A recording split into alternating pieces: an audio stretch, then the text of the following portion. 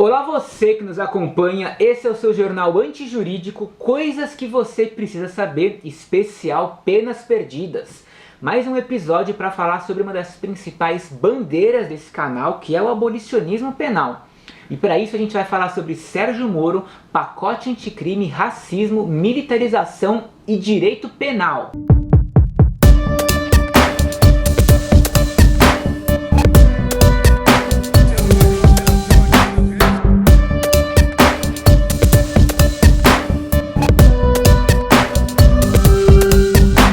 Antes de mais nada, se você já acompanha esse canal, você com certeza já entendeu que o abolicionismo não é tão somente a proposta mais radical, como é também a mais original dos últimos anos no que se refere ao sistema de justiça penal. Isso porque ele quer abolir tanto o direito penal, como o sistema penal, como também a estrutura produtiva capitalista e todos os modelos repressivos da sociedade.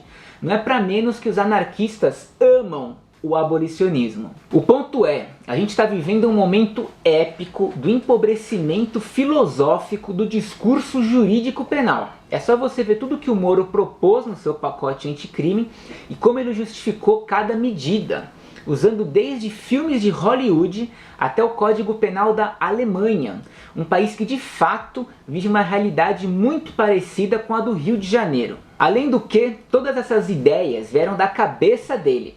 Não foram consultados juristas, especialistas, entidades de direitos humanos, Fórum Brasileiro de Segurança Pública, IBCCRIM, AJD. Para que essas instituições existem, não é verdade?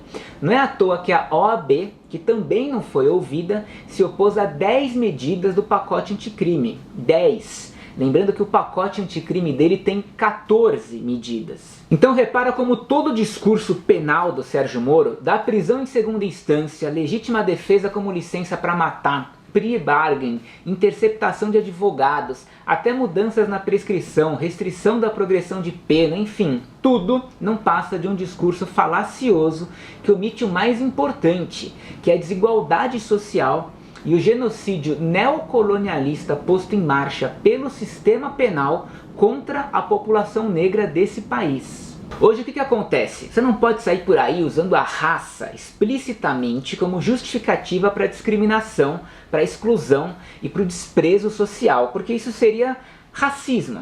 Então o que se usa é a justiça penal. É através dela que a gente classifica determinadas pessoas como criminosas, para assim prosseguir com as mesmas práticas racistas usadas contra os negros.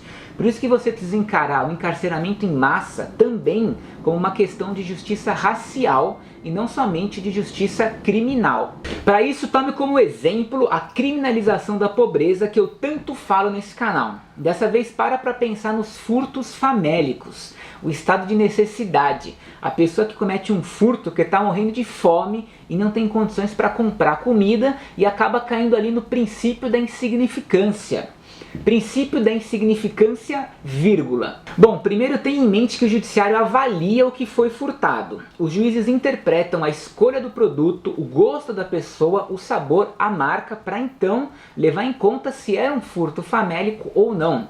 Em outras palavras, se você roubar um pão francês, ok, porque o pão francês é do gosto do pobre. Agora, se você furtar uma focaccia, aí você está de brincadeira. O furto não é mais famélico e você se torna um criminoso.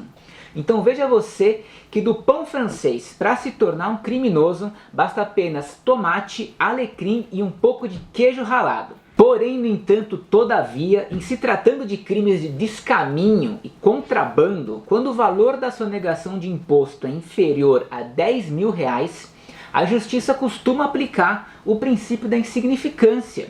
E por que isso? Porque o judiciário faz vista grossa em um valor muito maior que o de uma focaccia. Ué, porque quem sonega imposto é rico e quem furta para não morrer de fome é pobre. Simples assim. Para você entender como a banda toca, tenha em mente que o direito penal é o braço armado da Constituição e faz parte do domínio do pensamento conservador no campo do direito como um todo. A gente vive em uma sociedade capitalista dividida em classes. Então o que transforma alguma coisa em crime não é um consenso de vontades, mas sempre uma decisão política que interessa a uma classe, a classe dominante. Primeiro o Estado, através das classes dominantes, inventa um crime para depois combater o crime. E conforme cada crime é criado, vai ficando mais claro os objetivos do direito penal e o tipo de controle social que ele pretende exercer. Então, trazendo de volta para o projeto anticrime do Moro, formulado por um cara que sempre fez parte de uma classe dominante, homem, branco, hétero, cristão, juiz, portanto dentro do 1% mais rico do país e elite do funcionalismo público, em prol de um governo que é também representado por um cara que também sempre fez parte da elite, homem, branco, cristão, ex-militar, profissão político, a sua pergunta deve se resumir a: contra quem e a favor de quem que essas leis são elaboradas? Essas são questões que você precisa ter em mente sempre. Quando você vê por aí propostas de lei para novos crimes, se pergunte: só o direito penal pode evitar a criminalidade e combater a violência? Quem perde e quem ganha nesse combate?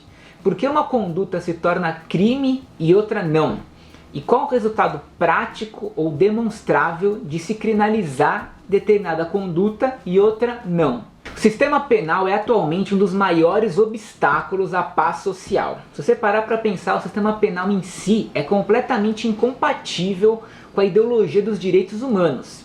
Inclusive, se as prisões não existissem e hoje você tivesse que inventar uma resposta padrão do zero para todos os crimes, dificilmente você inventaria as prisões. Justamente porque essa ideia ia bater de frente com a questão dos direitos humanos. Para você criar as prisões hoje, você ia precisar negar todos os direitos humanos. Então se lembre que tanto as prisões como o sistema penal como um todo, além de serem grandes violadores de direitos humanos, são também extremamente violentos. Só ficam atrás das guerras propriamente ditas. Mesmo não estando em guerra, a nossa polícia segue sendo militar. E mais maluco ainda, ela recruta pessoas dos mesmos setores sociais nos quais se produz e se combate a criminalidade. E se não bastasse, os regulamentos obrigam os policiais a correrem riscos muitas vezes completamente inúteis, como estar sempre armado, vestir uniforme, cabelo cortado militarmente, intervir em qualquer fato a qualquer hora e, claro, isso tudo sem direito a um sindicato, sem direito à greve, sem adicional de trabalho noturno, sem adicional de hora extra ou adicional de periculosidade e sem diversos outros direitos trabalhistas que as demais profissões têm. E ainda pode incluir no meio desse balaio a completa lavagem cerebral que eles sofrem por meio da internalização de falsos poderes que se dão através de solenidades, tratamentos monárquicos, placas especiais, insígnias, saudações, hierarquias, hinos, desfiles, brasões, medalhas e tudo mais que é baboseira que você possa imaginar. Mas voltando ao abolicionismo penal, me despeço desse vídeo com 3 provocações. Primeira, vale a pena continuar utilizando as prisões como ferramenta de segurança pública que há 250 anos não cumprem nenhuma promessa de reabilitação ou intimidação? Tipo, que ilusão é essa que a gente tem de que se jogar as pessoas em um lixo de lugar, elas vão sair de lá transformadas em cidadãos de bem? Segundo, qual o sentido de continuar investindo, apoiando ou votando em políticos que querem mais e mais prisões, sendo que elas são comprovadamente um dos fatores para o aumento da mesma criminalidade que eles pretendem reduzir? E terceiro e mais básico, na real, o que faz você acreditar que as prisões resolvem algum problema? Você pode até pensar, mas na Suécia os presídios parecem um hotel. Na Dinamarca a cela é maior que meu apartamento. Na Noruega os presos podem até viver com as famílias e etc, etc e tal. Mas lembre-se, a redução da criminalidade só acontece nesses países não porque eles têm as prisões mais bonitas, luxuosas e modernas, mas porque são eles os que mais investem na redução da desigualdade social, no acesso à educação e a oportunidades. E antes de me despedir, queria dizer que esse programa chama Penas Perdidas, em homenagem a um livro que é leitura obrigatória para todo mundo que curte o abolicionismo, que é esse livro aqui, ó, Em Busca das Penas Perdidas, do Zaffaroni, que é simplesmente meu crush. E no mais, queria agradecer mais uma vez, como sempre, a todos os nossos apoiadores e apoiadoras lá do Apoia-se, que estão mantendo nosso canal em pé. A gente já bateu a primeira meta, a gente já está fazendo o sorteio dos livros quinzenais para todos os apoiadores, independente do valor que você está apoiando. Os sorteios acontecem no Instagram, mas a gente manda um e-mail pro vencedor sempre para confirmar o endereço e tal. Então você não precisa ter Instagram para acompanhar ou fazer parte dos sorteios, beleza? E como sempre, se inscreve no canal, indica para os seus amigos, acompanha a gente lá no Instagram, no Twitter, que eu também tenho, no Facebook e no Threads. É isso aí, valeu, falou!